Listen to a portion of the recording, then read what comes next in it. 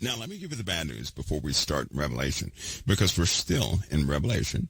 We're going to continue with the churches. Probably get a couple of those done today, since you guys have a pretty good idea of those churches, because we're about to start into the other phase of Revelation that deals with the churches and, of course, the scrolls. They go hand in hand. In fact, the churches, what the Lord told us or gave to John in those churches is very important right now in your lives. It is a make-or-break moment for everybody.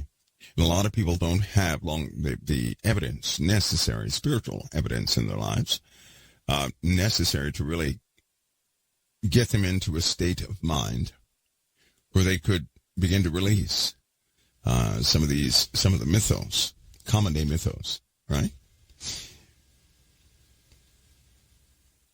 Things are going to get, it's going to require your input as we go through these scrolls, because we're not going for anybody else's theory, right? That's not what this study is for. This study is for, it is scripture-based, not theoretical-based. We're not doing the theory thing, okay? Because there are tons of theories, and you guys have heard tons of theories. But there will be some things maybe you didn't consider, right?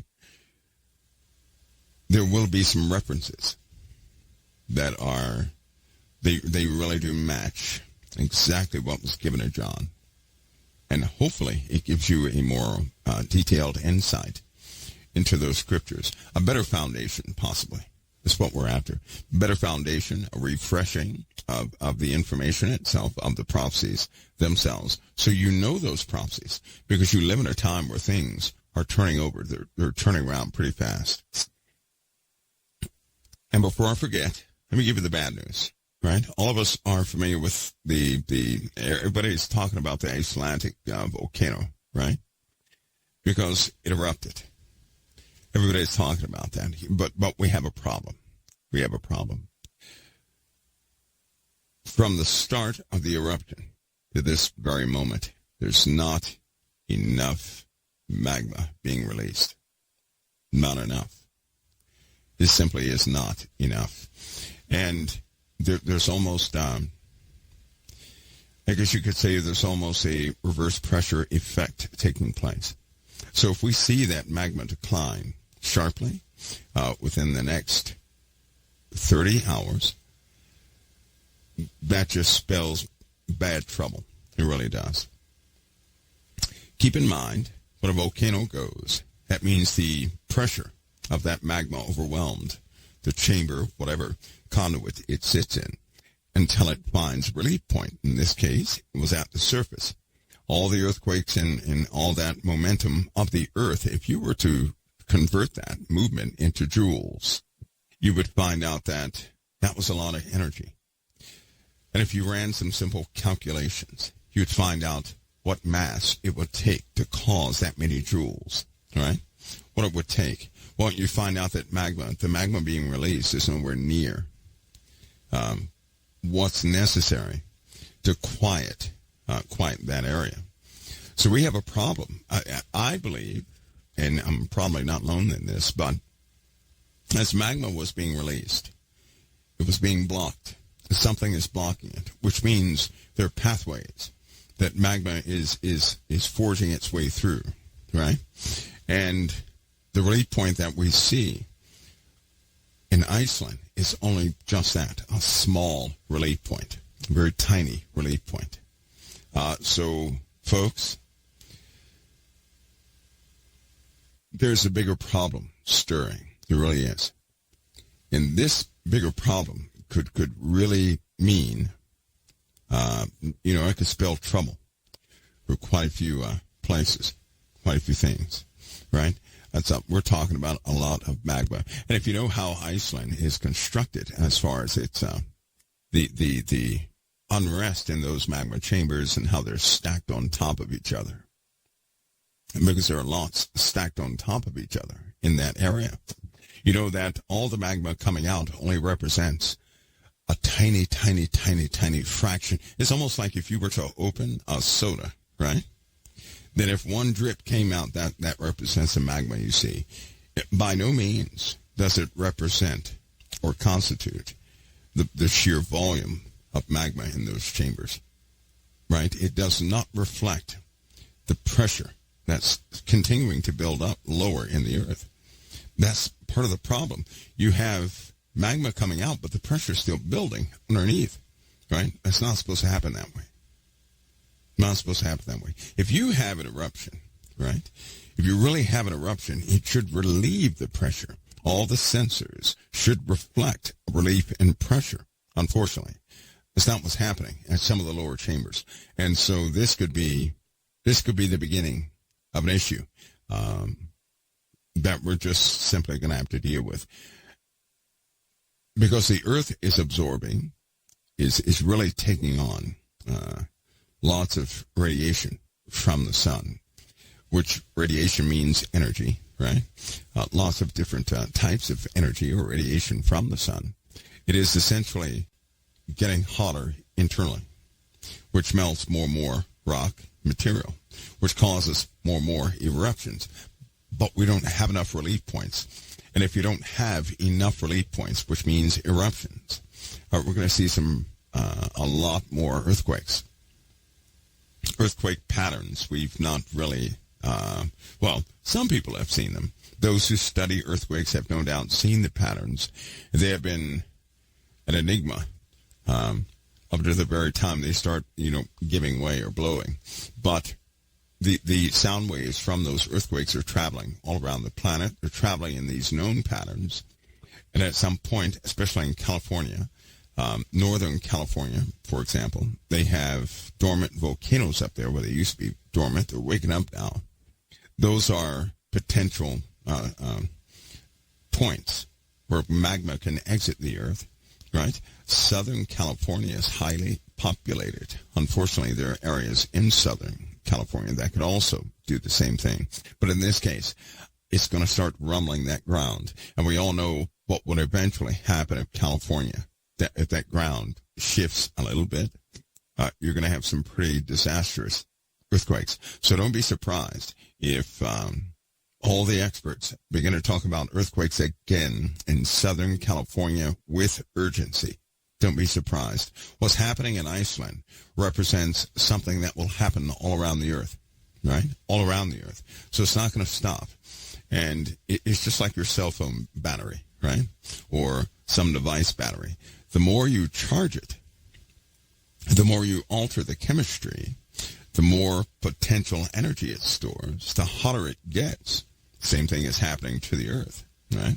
So we actually have the Earth emitting radiation it has not emitted before, right? That's partial reasoning for some of this these warm climates that we have. And the sun, of course, is reacting from something outside of our heliosphere, which you guys know what I believe it is. It's going to continue to do that. And I know that we're in a active solar cycle right now, but that's not going to constitute some of the activity from the sun that you guys are going to see, right? It will by no means explain the weather phenomena that we're about to endure. It's not going to explain it. And I know I've said this lots of times, but to have floods and droughts at the exact same time, this is going to become quite prominent. It is prominent now. It's just that nobody is reporting on it. But it's going to become prominent in a way that you guys will start to feel the impact of these changes. For a long time, it's just been information, right? For the majority of people, it's just been information. You learn a few things here, a few things there, hear this theory, that theory. We're getting beyond that point, where the impact or the cause of these changes is going to take its toll on the average person. So now it will begin to affect all of us in a very notable way, right? And Iceland will stand as a good example of that. Because in all truth, if this pressure continues to build, there's one or two places or one or two things that can happen. If the pressure builds going downward, we can actually have a dislodging of a landmass, right? Because we're not talking about a magma chamber in a small hole. Nope.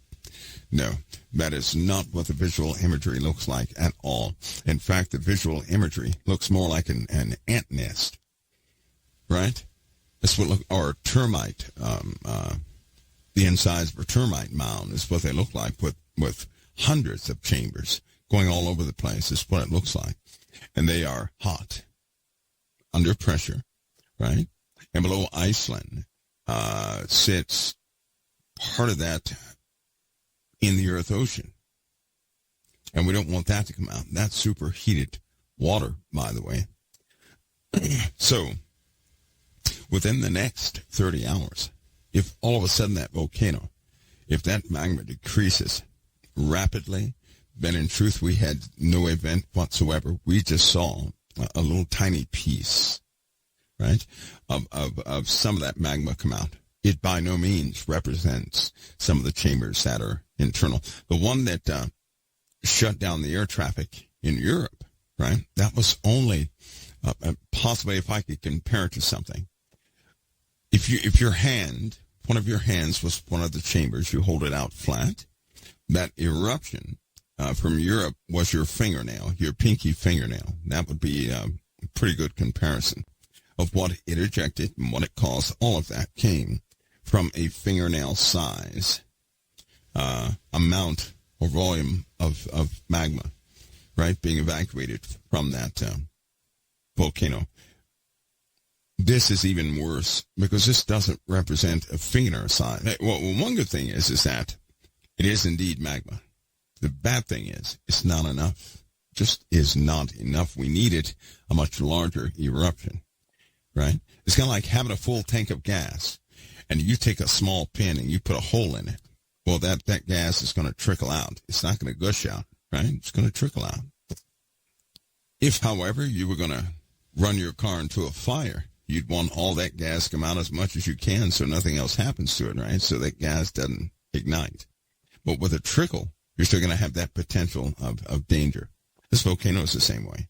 If a lot came out, a lot came out, and it would disturb at least 1/4 of the Earth, we could say, okay, we have a good relief point. But we still, to date, we don't have good relief points for the sheer amount of energy that the Earth is consuming, or storing, I should say, that's heating up the planet. There's just simply not enough relief points. And so to summarize this, is to say this: the energy we're taking in is being changed, of course, right? But it's causing too much magma, which cannot, all of it, it just cannot. It doesn't have enough relief points to stop some of the earthquakes that it's going to cause, to stop some of the super eruptions it will cause, right? It's not enough relief points. We need many more volcanic eruptions. We do. But we don't have those. And so the Earth is going to continue to heat. The seas are going to continue to get hotter and hotter. This year, they said that the oceans were the hottest they've ever been. Right? It's astounding how that doesn't, nobody's interested in that. Because for the most part, they don't really understand what that means. They briefly talked about sea life. We're losing a lot of sea life. Deep dwellers are being driven up, boiled to death. Large squid and the like. New species are being seen all over the planet. Large specimens, right? Large crustaceans, which when they surface, of course, they can't adjust themselves to the pressure, and so they only survive for a little while, and then they die. Some of your larger species are not like that. So Earth is changing rapidly. And all of that, I believe, because the Earth is taking in too much energy, right? Too much radiation. It processes that, right? The sun is constantly, just in case you don't know how it works, solar winds from the sun are always hitting the Earth by way of the magnetosphere, right? That radiation is redirected to the poles, taken into the planet, and that energy is converted into heat, into magma, into all sorts of different things, mostly magma, right? And it has to have a relief point at some point so that the Earth does not shake itself apart. If we don't have enough eruptions, we're going to start having some pretty big earthquakes. And we're talking about having earthquakes of possibly a 6.0 that will last for 15, 20, 30 minutes, right? And before you say that's impossible, it's already been noted in several places in the world, even the USA. And we're getting closer to that mark, and we simply don't have enough relief points. You'd be like overfilling your car tire, right? You overfill your car tire, you're going to bust the seal. You're going to have a big bulge somewhere. But if that fails, that tire is going to explode, right?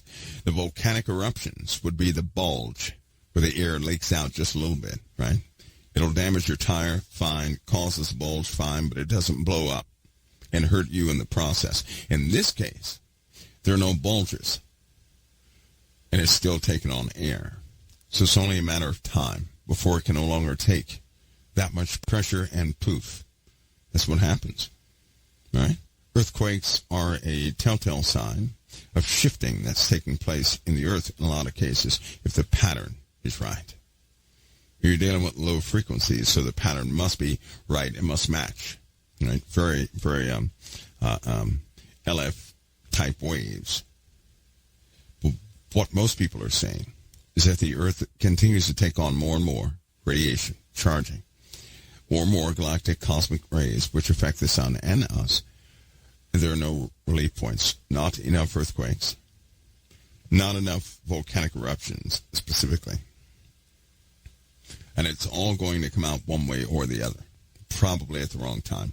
In fact, in prophecy, as we continue to read through prophecy, you can learn about the conditions of the earth. One thing I'm going to point out are the conditions of the earth. I know a lot of people think they're going to make it all the way to the end of Revelation. I beg to differ. I do. The conditions on earth are going to be incredibly inhospitable. And the Lord explains that too many times, right? Not to say you're going to be in that time, and that's, none of us are here to endure the wrath of God. Do you know why? Because you would not know who Christ is, nor would you believe in Christ if you were here to endure his wrath. His wrath is against those who knew the Son and rejected him. That's very important. Not those who never knew him, but those who rejected him. Everybody has their moment of their honest moment when they really know who Christ is.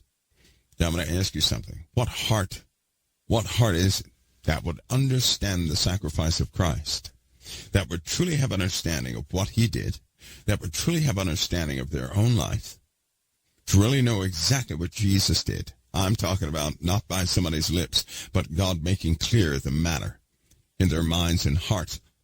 What type of a person would reject Jesus and reject the gift of salvation? What type of person would do that? Those are the people who are appointed to his wrath. Those are the folks who will be going through some things in that time of wrath. You're not here to go through his wrath. You're here to be raised. You're here to become something just like Christ. He is the first of many brethren, like a brand new species in eternity. That's what you are. You're not here to be punished. You're not here to go through any. Lots of people use scare tactics, right? They do. And sometimes they don't know they're doing it. A scare tactic is when you somehow believe that you're being punished. No. Like a good father, the Lord will correct us, but everything he does is for the sake of our souls. Think about that. If for some reason your life has gone upside down temporarily, the Lord is concerned about your soul. Because what happens if he's very lenient and your soul is lost? Then you're lost for an eternity. Right? Everlasting life, that's a long time, isn't it? Your soul is not to be lost. You're being raised up. Everything you go through is carefully managed because he does not want to lose you. He's raising you. He's doing what he needs to do for the sake of your souls. And in comparison with your body and your soul, your body will not take priority over your soul. Your soul is eternal. Right? So if the Lord has to strip you of everything of the body, then so be it if it saves your soul. If that's what it takes to get you to see the absolute truth, then so be it. And if you really want to look into the situation, all the Lord has been doing, all he's been doing is showing us the truth. We are the ones who who refused to accept it. We refused to accept. We did it first. We refused to accept that we were as guilty as we were. We did not really accept that, which is why we felt that nobody should ever come to us and tell us how bad we are. We knew we were not good, not righteous, not holy. But nobody should call us evil and this, that, and the other, right? We're in the way. So the Lord has to strip us from time to time to get our full attention. And when things break down in your life, guess what you do? You become humble. You start giving in.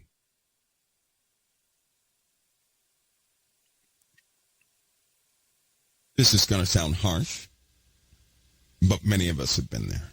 A lot of people, when their life breaks down, instead of surrendering to Christ they know about, they opt to commit suicide. Now think of that heart that would rather take their own life than to surrender to Christ. Think of that. Think of that. Just so you understand this, right? Death is no escape. Even for an evil person, death is no escape. In fact, if a person does that, they're going to their destination faster than anybody else, but there is no death. They get no breaks. They're not going to escape a thing. They're going headlong into whatever place is prepared for them. Remember that. Death is no escape. You cannot get away from anything by way of death. You can't. The only way to get away from evil is salvation. And that begins here while you're alive. That's the only way. Death is not the answer. Death will start torment early. That's what death will do. Death will make your situation 1,000,000,000 times worse.